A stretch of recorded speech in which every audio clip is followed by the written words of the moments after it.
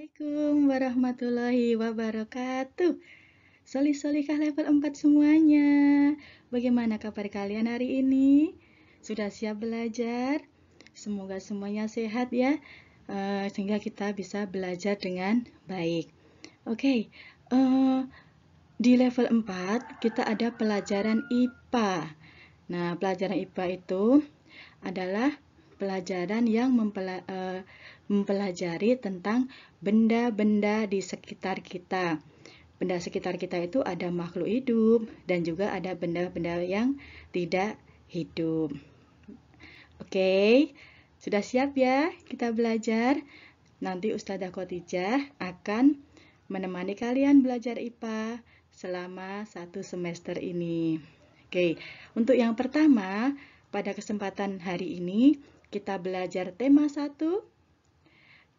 dengan materi yang berjudul bunyi. Apa? Bunyi. Bismillahirrahmanirrahim. Kita awali dengan brain gym. Silahkan kalian ikuti gerakannya Ustazah. Tangan kanan di hidung, tangan kiri memegang telinga. Siap semuanya, solih-solihah? Seperti ini ya. Hap, tepuk 2 kali, pindah. Hap, pindah. Hap, pindah. Hap, pindah. Ya, alhamdulillah semuanya bisa. Nanti silakan diulang-ulang lagi ya, dengan irama yang lebih cepat, dan lebih cepat. Nanti pasti akan seru sekali.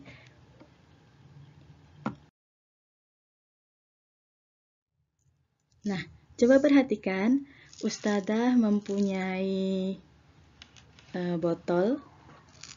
Botolnya ini diisi dengan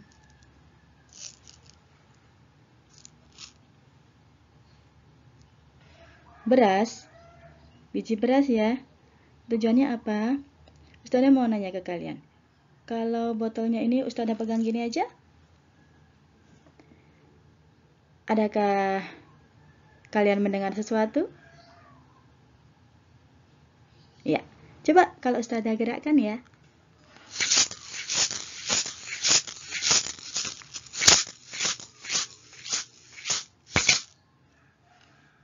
Terdengar suara?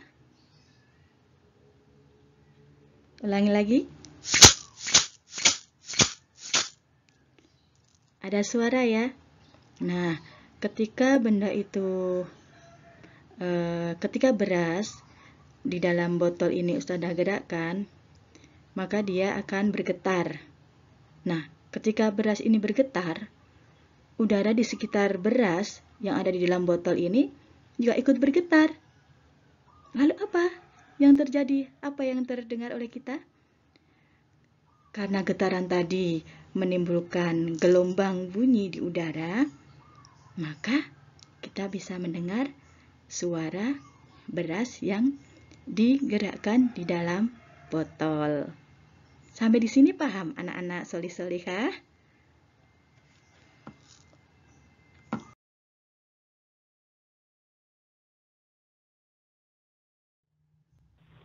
Pernahkah kalian bermain ayunan bandul? Ayunan bandul merupakan salah satu contoh getaran. Benda dapat dikatakan bergetar jika benda bergerak bolak-balik secara teratur melalui titik kesetimbangan. Anak solih-solihah, dari video yang tadi Ustazah putar, kita semakin tahu bahwa benda yang bergetar itu akan menghasilkan bunyi. Nah, sekarang kita akan mengenal sumber bunyi. Sumber bunyi itu apa? Sumber bunyi adalah semua benda, jadi semua benda yang bergetar dan menghasilkan bunyi. Contohnya, peluit. Siapa yang tidak tahu peluit? kalau kita tiup, maka dia akan menghasilkan bunyi. Kemudian contoh yang kedua, pita suara. Nah, pita suara kita juga merupakan sumber bunyi. Makanya kita saling mengerti apa yang diucapkan oleh teman kita ketika kita sedang berbicara. Kemudian ada bel rumah. Ketika bel ditekan, nanti akan datang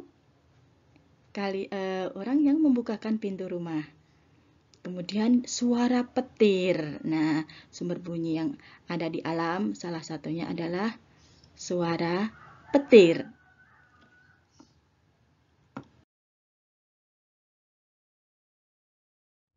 Sifat-sifat bunyi.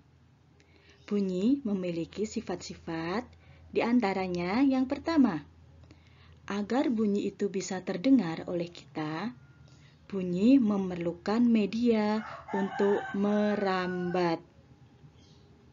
Lalu apa saja media yang bisa digunakan untuk perambatan bunyi supaya bisa sampai ke telinga kita, sampai terdengar oleh kita? Bunyi dapat merambat melalui benda gas, misalnya udara, benda padat, misalnya kayu, benda cair, misalnya air. Pada ruangan hampa udara, ruang tanpa udara, bunyi tidak bisa merambat. Kalau bunyi tidak bisa merambat, maka telinga kita tidak akan mampu mendengar bunyi yang dihasilkan oleh benda tersebut.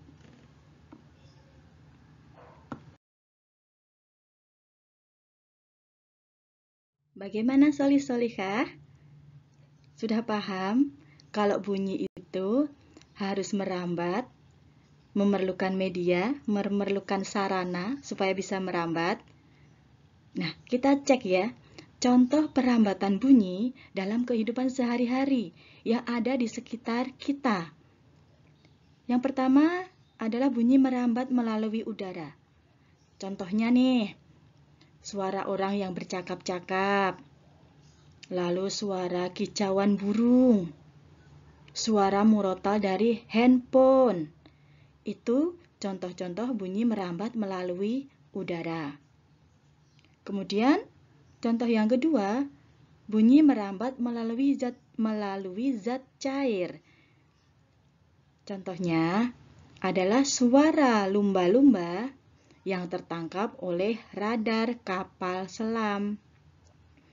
Dengan adanya suara lumba-lumba yang tertangkap oleh radar, maka tabrakan bisa dihindari. Yang ketiga, bunyi merambat melalui zat padat.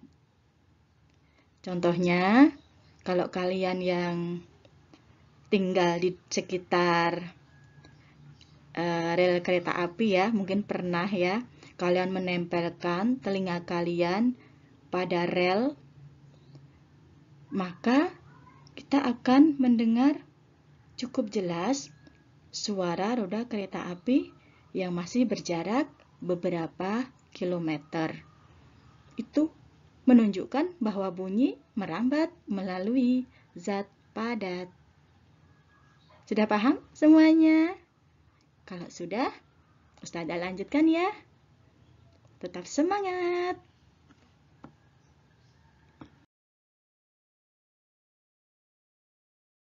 Oke, sekarang saatnya untuk kalian mencoba untuk mempraktikkan bahwa bunyi dapat merambat melalui benda cair. Untuk melakukan percobaan praktik, kalian bisa lihat di buku tematik kalian, buku tema 1. Di sana ada contoh cara melakukan pembuktian kalau bunyi merambat melalui zat cair. Atau kalian juga bisa melihat melalui YouTube. Kalian lihat, kemudian nanti kalian praktikkan apa yang sudah kalian dapatkan dari YouTube tersebut.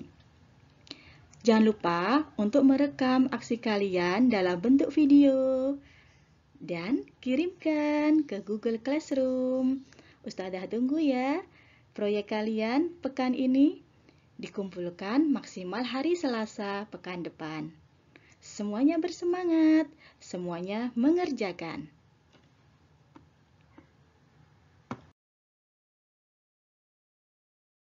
Oke, alhamdulillah untuk hari ini kita sudah belajar tentang bunyi. Bagaimana suatu benda dapat menghasilkan bunyi, yaitu jika benda itu bergetar. Kemudian, kita juga belajar tentang sumber bunyi. Misalnya, peluit, bel rumah, pita suara manusia, dan petir. Selain itu, kita juga sudah belajar tentang sifat-sifat bunyi. Bunyi dapat merambat melalui zat padat, zat cair, dan zat gas. Dan anak-anak solih-solihah, sebelum Ustazah akhiri, Ustazah ingin menyampaikan kepada kalian bahwa ada surat di dalam Al-Quran ya, yang ada kaitannya dengan pembelajaran kita hari ini, yaitu surat Luqman ayat 19 yang artinya, dan sederhanalah kamu dalam berjalan dan lunakkanlah suaramu. Sesungguhnya seburuk-buruk suara ialah suara keledai. Jadi Allah memerintahkan kepada kita supaya kita menjaga suara kita. Suara kita ketika berbicara dengan orang lain, dengan orang tua kita, dengan bahasa yang baik. Tidak perlu berteriak-teriak. Oke? Sampai di sini dulu solih-solihah. Insya Allah ketemu lagi pekan depan bersama Ustazah tentunya. Dan proyek kalian jangan lupa untuk dikirimkan melalui Google Classroom. See you next time. Tetap jaga kesehatan, jaga makanan kalian, dan selalu membantu orang tua. Assalamualaikum warahmatullahi wabarakatuh. Hai.